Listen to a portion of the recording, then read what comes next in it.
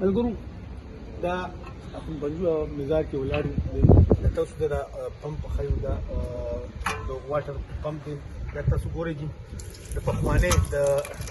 یو انټیک دی تاسو ګورئ دا او دومره زور دی د دې تاریخ چې کوم نو هغه 1900 او شاکی دغه شان دا پمپ چې کوم دی نسته شوی دی اوس هغه لکه دې تاریخ دا دی چې کوم مونږه مخکې به کوي بوکا په پړي باندې راخلې شوې ده بیا هغه بوکا چې کوم هغې نه بعد سرخۍ راغله سرخۍ به خلکو راښکه هغې پړې به ګرچاکي اوس هغې نه بعد دا دغه راغل دا د انګریزانو د برسعید پاکوخین چې کوم د انګریزانو د هغې دور د هغه پمپ دی دغه دی اوبو هغه پمپ دی تاسو ګورئ دی جدید اوس هم د هغه شان د دې اوبه چې